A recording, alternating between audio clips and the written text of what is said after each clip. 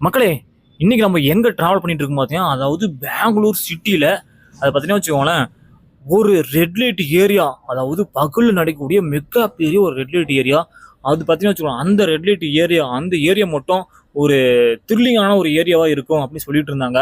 அங்க பார்த்தீங்கன்னா நிறைய வட்டக்கான மக்கள்லாம் அங்கதான் குமிறாங்க.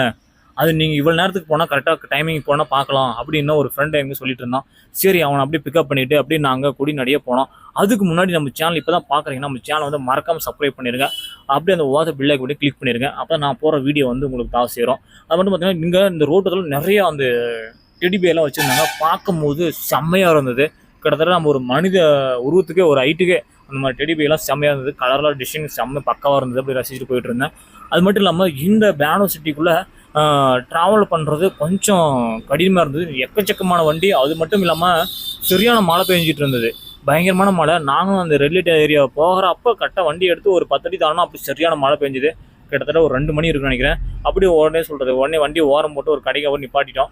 அதுவும் மழை விட்டதுக்கு அப்புறம் சரி கிளம்பலாம் அப்படின்ட்டு எப்படியும் ஒன்று அந்த ஏரியா வந்து கவர் பண்ணி ஆகணும் அப்படிங்கிறதால வண்டி எடுத்து அப்படியே கிளம்பிட்டோம். அது பார்த்தீங்கன்னா ரொம்ப ஸ்பீட்லாம் போக கிடையாது. கிட்டத்தட்ட ஒரு 40 ஸ்பீடில் தான் போயிட்டு இருக்கேன், 45 ஸ்பீட்லாம்.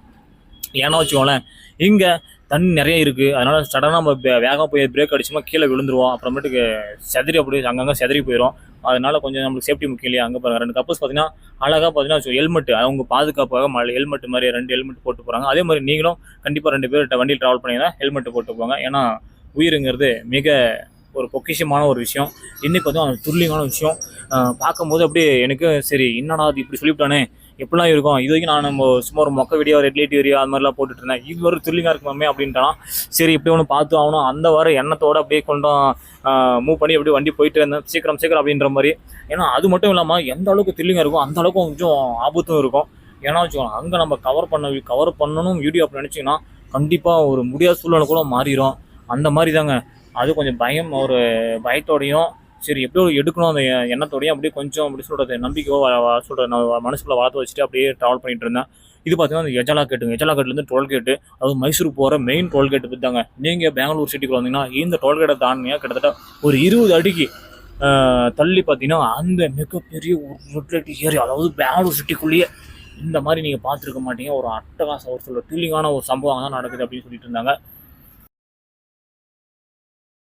நீங்களாம் இது யாரும் ட்ரை பண்ண வேணாம். ட்ரை பண்ணி தயவுசெய்து நீங்களாம் மாட்டிக்காதீங்க. ஏன்னா நாங்களே வந்து பார்த்தீங்கன்னா வச்சுக்கோங்க பயந்து தான் போயிட்டு இருக்கோம். சப்போஸ் இது எடுக்க முடியுமா இல்லை கவர் பண்ண முடியாத வீடியோ அப்படின்ட்டு. ஏன்னா அந்த ஏரியாவை நெருங்க பார்த்தீங்கன்னா வச்சுக்கோங்க ஹார்ட் பீட்டுங்கிறது அப்படி ஒரு 120 ஸ்பீடில் துடிக்குன்னு நினைக்கிறேன். ஆமாங்க, என்னங்க பண்ணுறது. என்ன இருந்தாலும் சரி கொஞ்சம் ஒரு தைரியம் இருந்தாலும் கண்டிப்பாக ஒரு பயம் இருக்க தானே செய்யும். அந்த மாதிரி தாங்க பயம் இப்போயே வர ஆரம்பிச்சிருச்சு. சரி ஒரு பக்கம் இருந்தாலையும் கண்டிப்பாக இது கவர் பண்ணி ஆகணும் நம்ம நோக்கத்தோட இந்த பயணத்தை நாங்கள் தொட ஆரம்பித்தோம். அப்படி பார்த்தீங்கன்னா இந்த இயற்கை வளத்தெல்லாம் போய் ரசிச்சுட்டு அந்த மழை பெஞ்ச காட்சியெல்லாம் பார்க்கும்போது செம்மையாக இருந்தது. அப்படியே அந்த ஜில்னஸ் காற்றோட இந்த இயற்கை பயணத்தோடு அப்படியே ஜாலியாக ஒரு ட்ராவல் பண்ணிட்டு இருந்தோம் பெங்களூருக்குள்ளே. இங்கே பாருங்கள் மேகெல்லாம் பார்க்கும்போது செம்மையாக இருந்தது. பார்க்கும்போது வேற லெவல் அட்டகாசமாக இருந்தது. கிட்டத்தட்ட பார்த்தீங்கன்னா இந்த ஏரியா நெருங்கியாச்சு. கிட்டத்தட்ட பார்த்தீங்கன்னா அந்த பாலத்துக்கு கீழே தான் நம்ம மெயின் ஏரியாவே இருக்குது. அந்த பாலத்துக்கு கீழே தான் நம்ம பார்க்க போகிறோம். எல்லாரும் சரி என்னால் கவர் பண்ண முடியுமான்னு தெரியல. ஆனால் பட் இப்பயே கொஞ்சம் பயம் வர திக்குன்னு இருக்குதுங்க மக்களே. என்ன நடக்க போகுதுன்னு தெரியல.